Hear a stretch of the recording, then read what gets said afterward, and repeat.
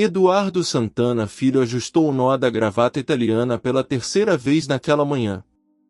O reflexo no vidro blindado da BMW mostrava exatamente o que ele queria ver: um homem de sucesso aos 32 anos, herdeiro do maior grupo hoteleiro do interior paulista.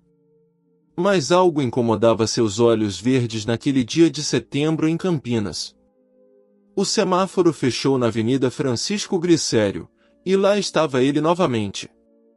O mendigo de sempre, sentado na calçada com aquele vira-lata caramelo de pelagem suja.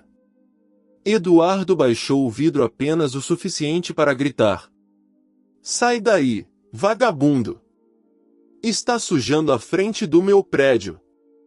O homem, cerca de 60 anos, cabelos grisalhos desgrenhados e roupas remendadas, levantou os olhos cansados.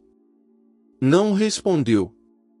Apenas acariciou o cachorro, que tinha uma orelha rasgada e cicatrizes nas patas. O animal olhou diretamente para Eduardo, como se entendesse cada palavra. "Eu falei para sair. Vou chamar a polícia." O semáforo abriu.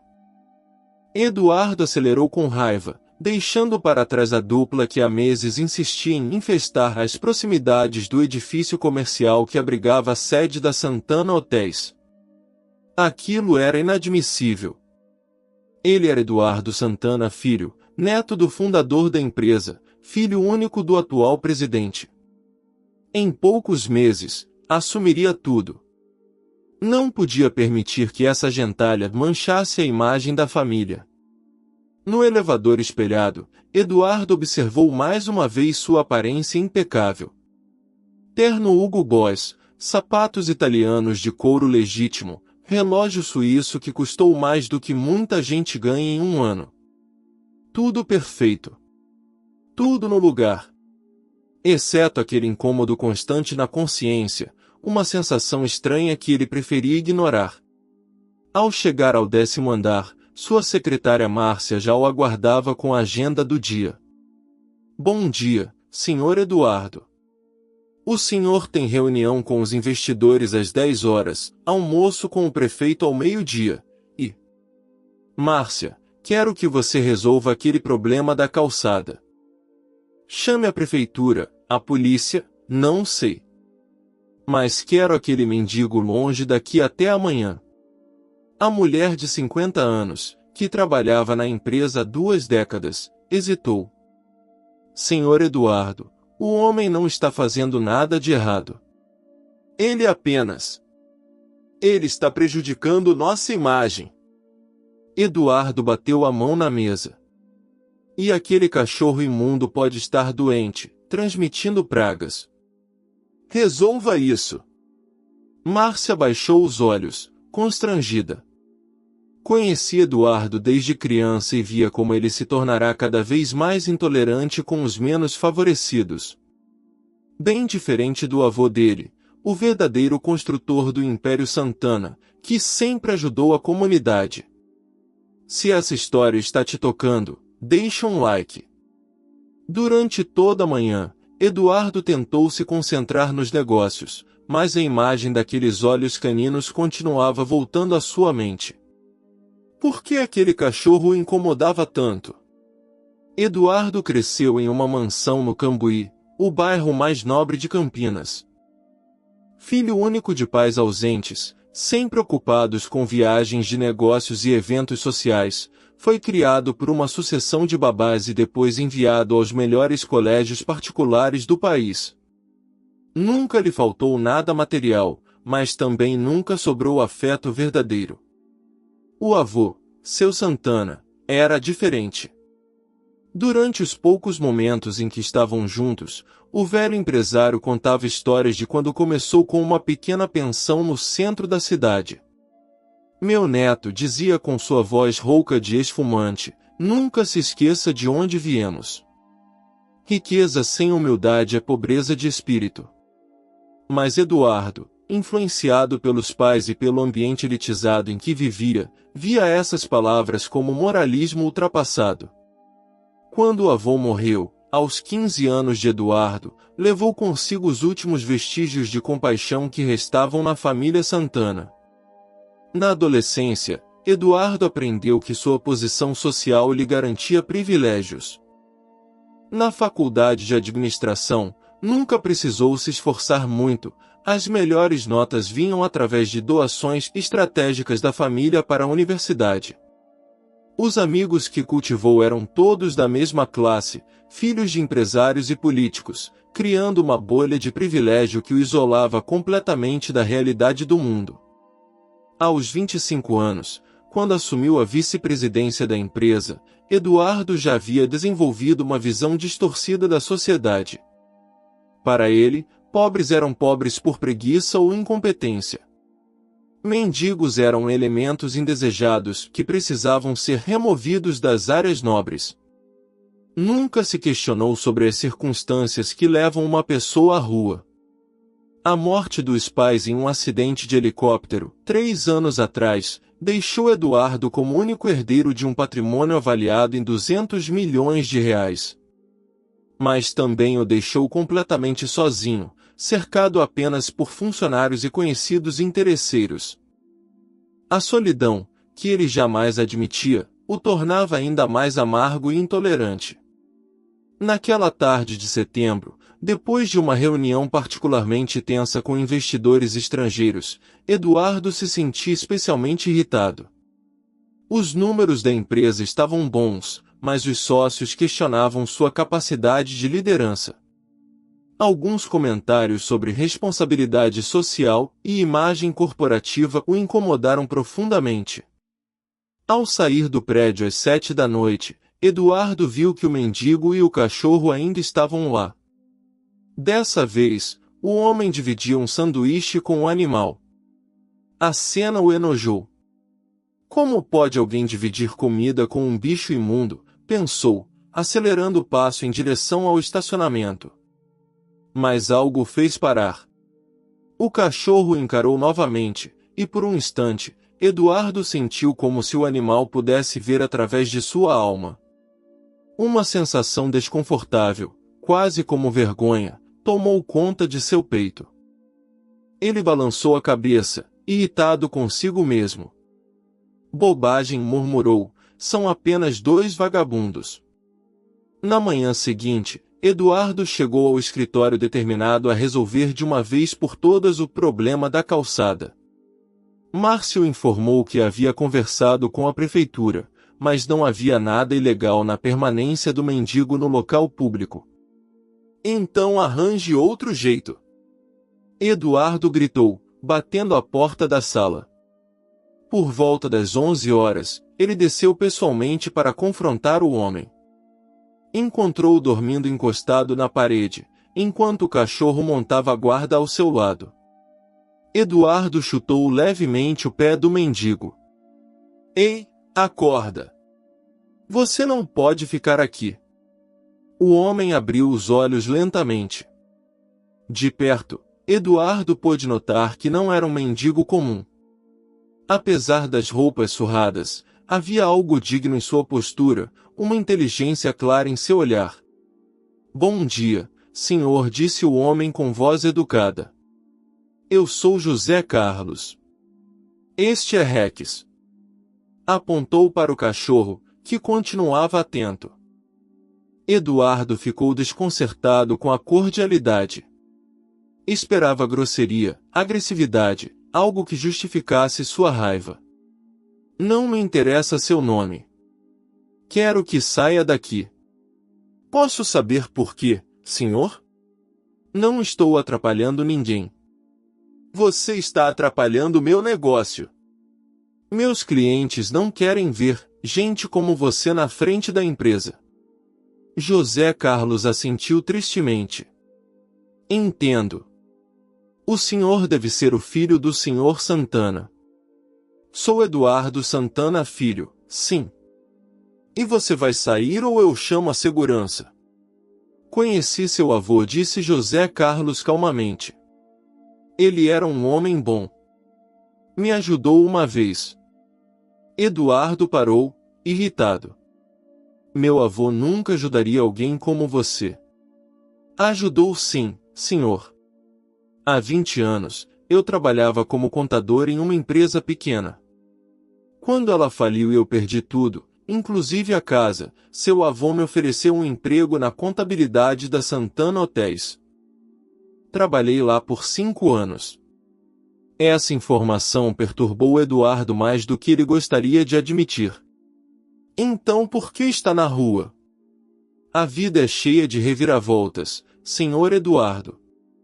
Minha esposa ficou doente, gastei todas as economias com tratamento. Quando ela morreu, eu entrei em depressão, comecei a beber, perdi o emprego. Uma coisa levou a outra. José Carlos acariciou Rex.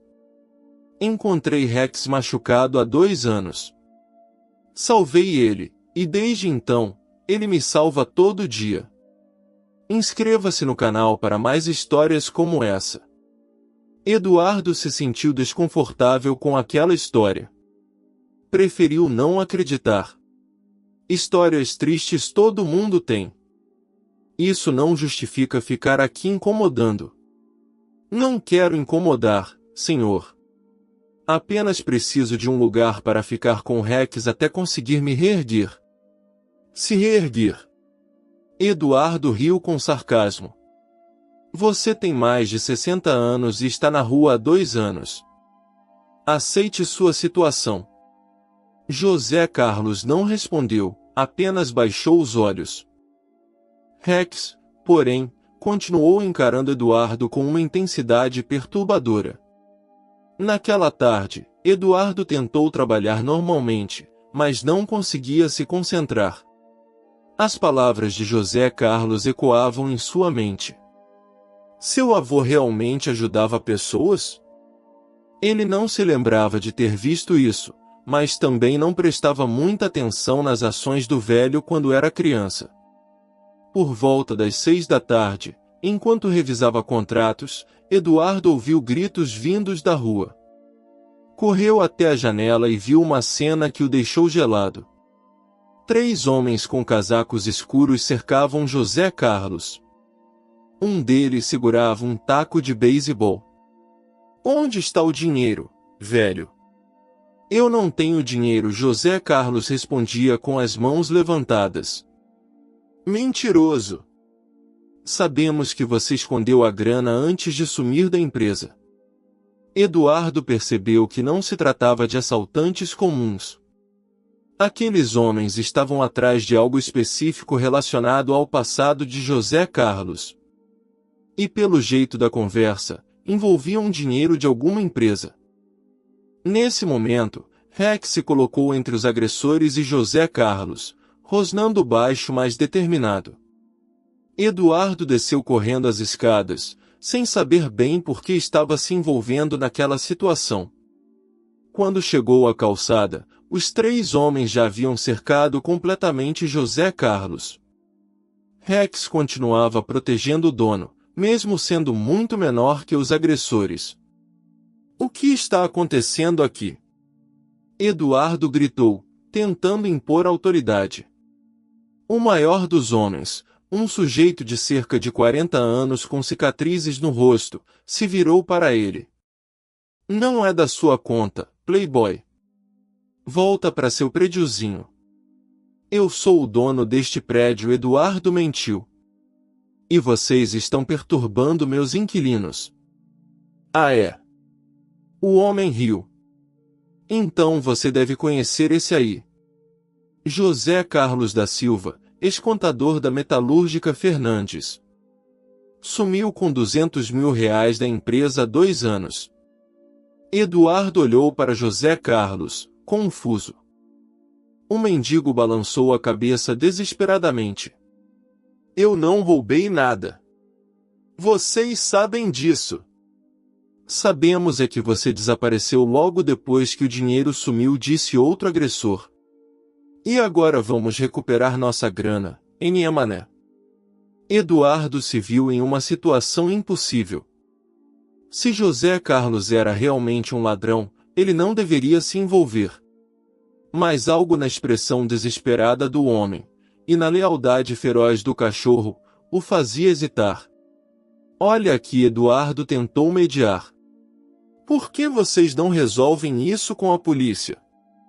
Os homens riram. Polícia? A gente é a segurança da empresa, espertinho. E nosso chefe não gosta muito de papelada. Nesse momento, Eduardo entendeu que estava diante de criminosos. Seu celular estava no escritório, e a rua estava estranhamente vazia para aquele horário. Começou a sentir medo. Eu posso pagar o que ele deve, ouviu-se dizendo, para sua própria surpresa. 200 mil. O líder arqueou as sobrancelhas. Você tem essa grana aí no bolso? Posso conseguir. Eduardo, não. José Carlos protestou. Eu não roubei esse dinheiro. Foi o gerente, o Carvalho. Ele armou para mim. Cala a boca, velho.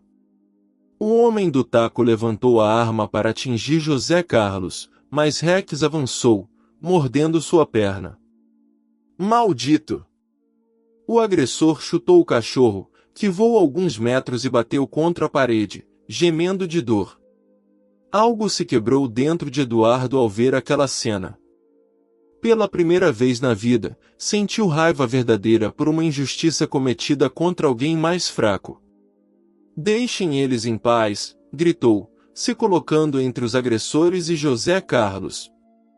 Sai da frente, Ricinho, ou você vai junto. Eduardo sabia que havia se metido em uma situação perigosa. 3 homens armados contra ele e um idoso. Rex estava machucado no chão, tentando se levantar. José Carlos chorava silenciosamente, não pela própria situação, mas pela dor do cachorro. Foi então que Eduardo notou algo estranho. Rex, mesmo ferido, estava tentando desesperadamente se arrastar na direção de um bueiro próximo, como se quisesse mostrar algo. O que aquele bicho quer? Murmurou um dos agressores. Rex conseguiu se arrastar até a grade do bueiro e começou a arranhar freneticamente o metal, olhando alternadamente para José Carlos e para Eduardo. Seus gemidos pareciam desesperados, como se tentasse comunicar algo urgente. Rex, não! José Carlos tentou se aproximar do cachorro, mas foi impedido pelo homem do taco. Eduardo observou a cena com crescente curiosidade. O cachorro claramente queria que alguém olhasse dentro do bueiro. Por intuição, Eduardo se abaixou e espiou através da grade. Tem alguma coisa aqui embaixo, disse, tentando enxergar melhor. Para de palhaçada, gritou o líder dos agressores. Queremos nosso dinheiro. Mas Eduardo havia visto algo que o intrigou. Parecia haver um embrulho plástico preso em uma saliência interna do bueiro, protegido da água. Rex continuava arranhando insistentemente. José Carlos, Eduardo chamou. Rex está tentando nos mostrar alguma coisa. O mendigo olhou para o cachorro e seus olhos se iluminaram. Meu Deus, ele lembrou. Lembrou do quê? Eduardo perguntou. Há 2 anos, quando tudo começou, eu estava andando por aqui com Rex. Era logo depois que descobri que haviam me incriminado. Eu tinha os documentos que provavam minha inocência, mas os caras da empresa me perseguiram. Rex se escondeu aqui. José Carlos parou de falar, como se uma lembrança dolorosa tivesse voltado. E o que? Eu enfiei os documentos no bueiro para que eles não pegassem.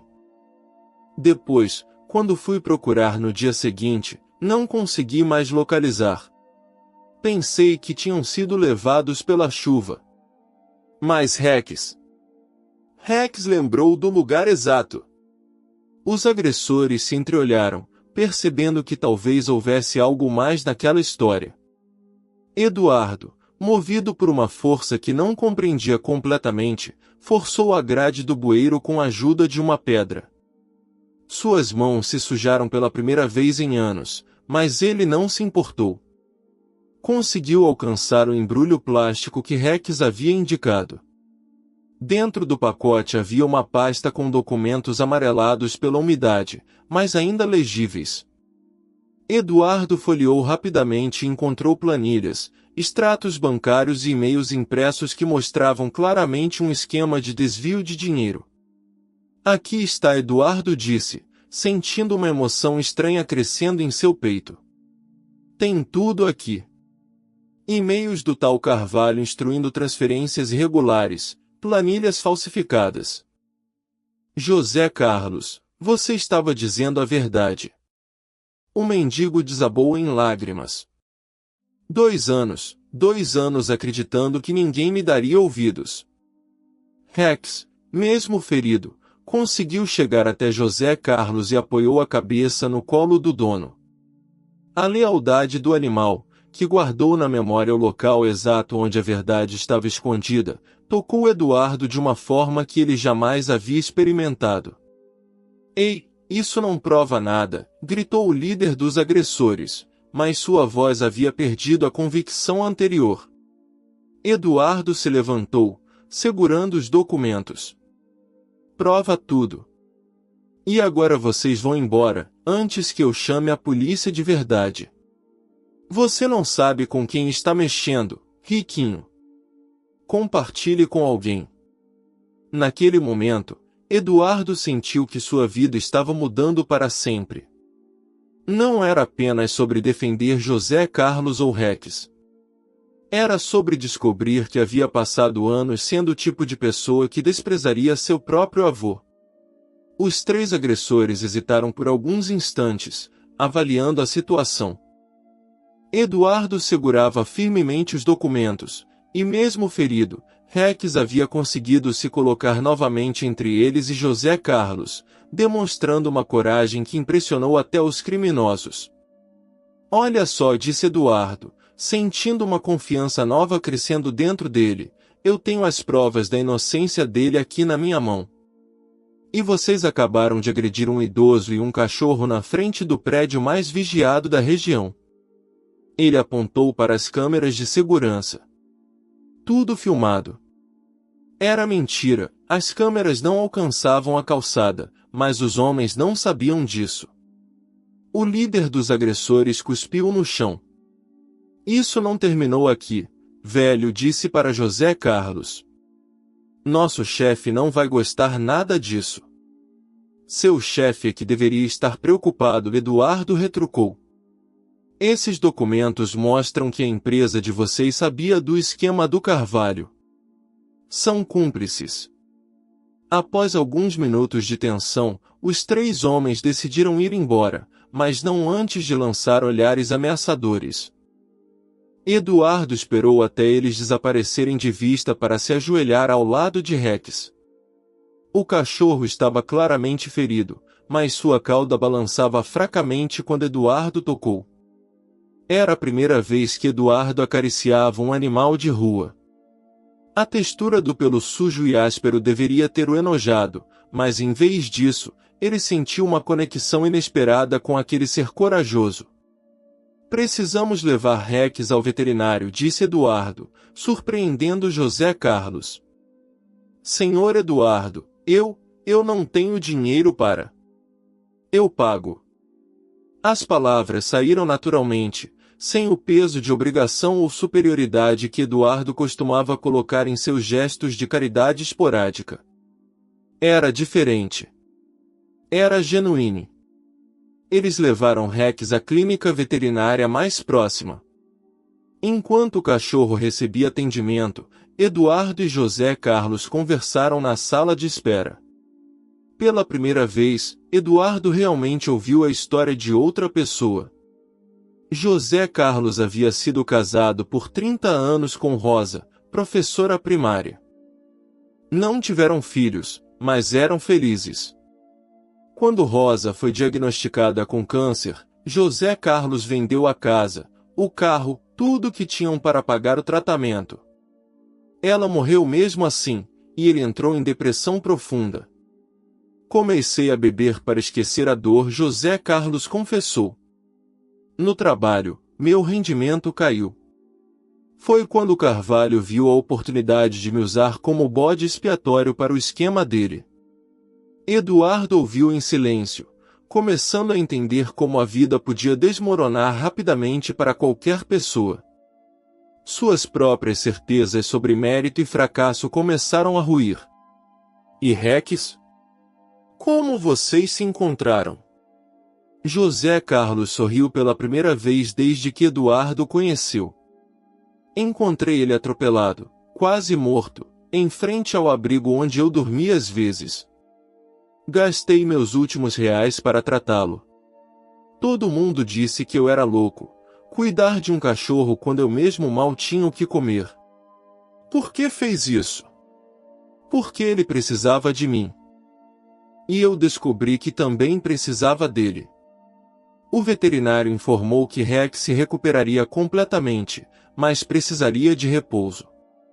Eduardo se ofereceu para pagar a hospedagem do cachorro na clínica, mas José Carlos recusou educadamente. Rex precisa ficar comigo. Nós nos cuidamos mutuamente. Eduardo entendeu que estava vendo algo que nunca havia testemunhado antes: amor incondicional. Naquela noite, Eduardo não conseguiu dormir. Estava em sua cobertura de 300 metros quadrados, cercado pelo luxo que sempre considerou natural, mas algo havia mudado irrevogavelmente dentro dele. A imagem de Rex se arrastando ferido para mostrar a localização dos documentos não saía de sua mente. No dia seguinte, Eduardo tomou uma decisão que surpreendeu a todos. Chegou ao escritório e pediu para Márcia localizar todos os registros de funcionários demitidos dos últimos 5 anos da Santana Hotéis. Senhor Eduardo, posso saber por quê? Quero verificar se meu avô realmente ajudava pessoas como José Carlos disse. Márcia hesitou, depois abriu um sorriso nostálgico. Seu avô ajudou muita gente, Senhor Eduardo. Tinha um fundo informal para funcionários em dificuldades. Pagava tratamento médico, dava empréstimos sem juros, até casas ele já financiou para famílias necessitadas. Eduardo sentiu como se estivesse conhecendo o avô pela primeira vez. Por que meus pais nunca me contaram isso? Eles achavam que era desperdício de dinheiro. Queriam que a empresa fosse mais pragmática. Naquela tarde, Eduardo foi procurar José Carlos e Rex. Encontrou-os no mesmo lugar de sempre, mas dessa vez não sentiu irritação. Pelo contrário, sentiu algo parecido com vergonha de suas ações anteriores. Como está Rex? Perguntou, sentando-se na calçada pela primeira vez na vida. José Carlos ficou surpreso com a informalidade de Eduardo. Melhor, senhor. Está se recuperando bem. Eduardo acariciou o cachorro, que desta vez se aproximou sem medo. José Carlos, eu quero fazer algo. Esses documentos que Rex nos ajudou a encontrar, vou levar para um advogado conhecido meu. Vamos limpar seu nome definitivamente. Senhor Eduardo, eu não posso pagar um advogado. Não estou pedindo pagamento. Eduardo fez uma pausa. Na verdade, tenho uma proposta. A Santana Hotéis precisa de um consultor financeiro para um projeto social que estou planejando. Alguém que entenda tanto de contabilidade quanto de dificuldades reais da vida. José Carlos o encarou incrédulo. O senhor está me oferecendo um emprego? Estou oferecendo uma oportunidade. Para nós dois. Nos meses que se seguiram, a vida de todos mudou dramaticamente. José Carlos, com seu nome limpo e trabalhando novamente, conseguiu alugar um pequeno apartamento onde Rex tinha um quintal para brincar. Mais importante, ele encontrou propósito novamente. Eduardo descobriu que o projeto social não era apenas caridade, era uma necessidade pessoal. Criar o Instituto Santana de Reinserção Social, inspirado nos valores que seu avô sempre praticou, deu-lhe um sentido para a riqueza que havia herdado. O instituto começou pequeno, ajudando pessoas em situação de rua a encontrar trabalho e moradia.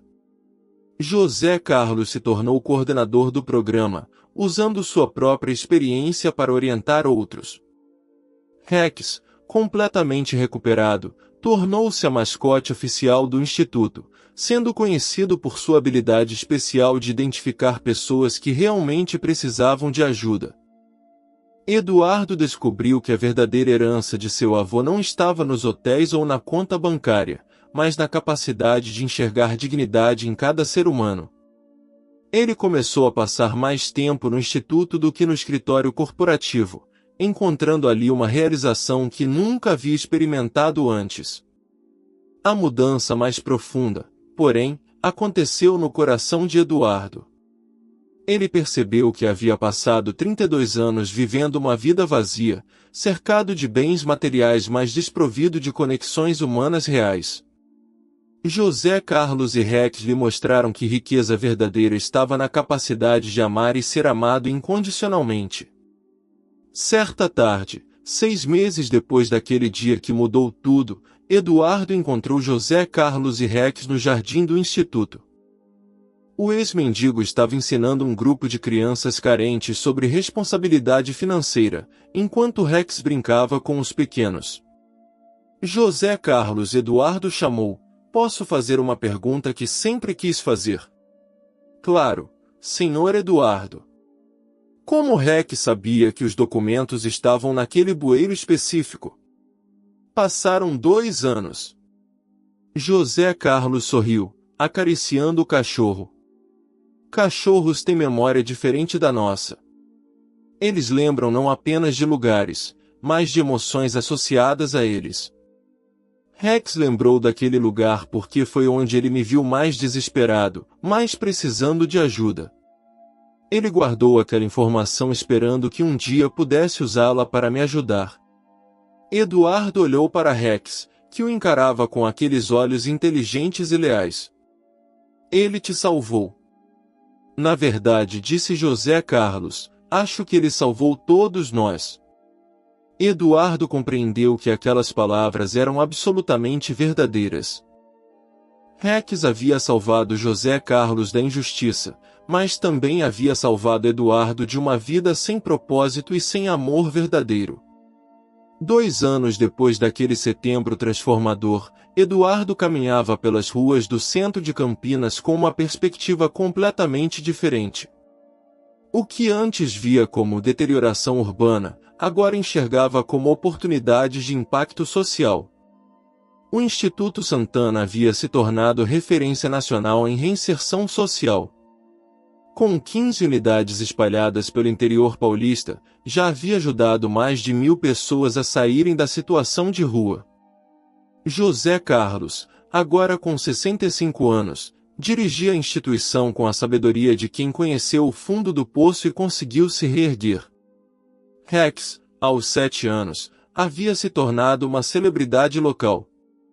Jornais e programas de TV contavam regularmente a história do cão que desvendou uma injustiça e mudou vidas.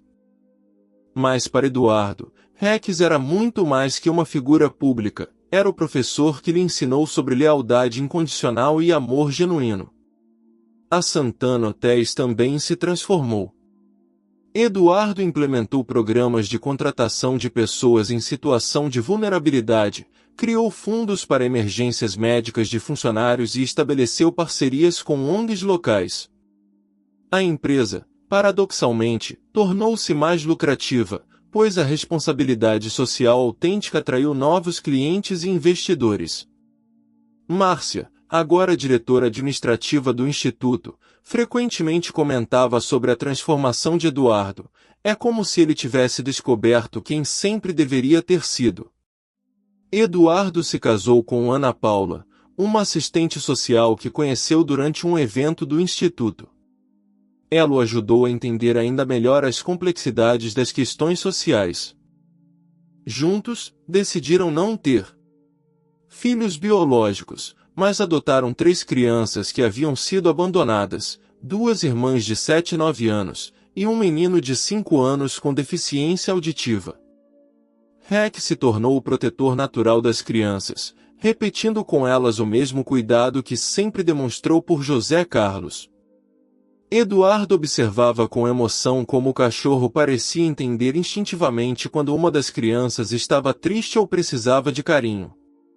O impacto da transformação de Eduardo se espalhou pela elite campineira. Outros empresários, inicialmente céticos, começaram a seguir seu exemplo ao perceberem que responsabilidade social genuína não apenas fazia bem para a imagem, mas realmente gerava resultados financeiros sustentáveis. José Carlos, agora morando em uma casa própria financiada pelo Instituto, mantinha uma rotina que incluía visitas semanais às ruas para identificar pessoas que poderiam se beneficiar dos programas. Heck sempre o acompanhava nessas missões, usando seu instinto especial para detectar quem mais precisava de ajuda. Sabe, Eduardo, disse José Carlos em uma dessas caminhadas, às vezes penso que tudo o que passamos, a injustiça, a vida na rua, até mesmo aqueles homens que nos ameaçaram, foi necessário para chegarmos até aqui. Eduardo refletiu sobre essas palavras. Sua antiga vida de privilégio vazio parecia pertencer a outra pessoa. Agora, cada manhã trazia o propósito de fazer diferença real na vida de alguém. O maior presente, porém, veio quando Eduardo recebeu uma carta. Era de um dos primeiros beneficiários do Instituto, um jovem que havia sido encontrado por Heck em situação de extrema vulnerabilidade. A carta dizia: Senhor Eduardo, consegui me formar em contabilidade e consegui meu primeiro emprego. Quero ajudar outras pessoas como o senhor me ajudou. Heck mudou minha vida ao me encontrar, mas o senhor mudou meu destino ao acreditar em mim. Naquela noite, Eduardo abraçou Heck com gratidão profunda. Aquele cachorro caramelo, que ele quase expulsou da calçada, havia se tornado o catalisador da maior transformação de sua vida. 5 anos após o encontro que mudou tudo, Eduardo estava no palco do Teatro Castro Mendes, em Campinas, recebendo o título de cidadão honorário pelas contribuições sociais.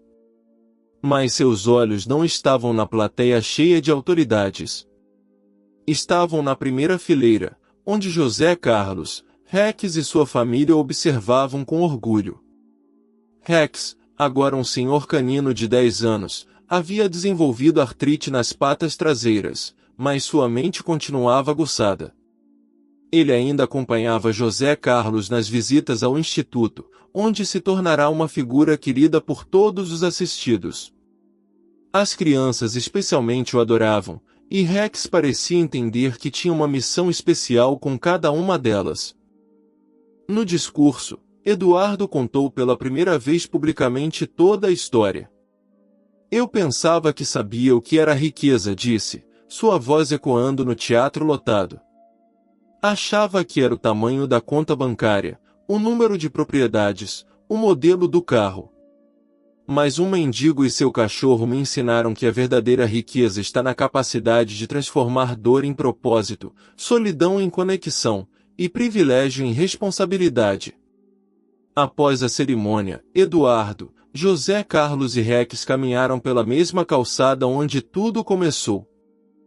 O local agora abrigava uma placa comemorativa: aqui nasceu o Instituto Santana, onde a lealdade de um cão revelou a verdade e mudou vidas. Heck Eduardo se ajoelhou ao lado do cachorro. Você sabia desde o início, não sabia? Sabia que eu precisava ser salvo tanto quanto José Carlos.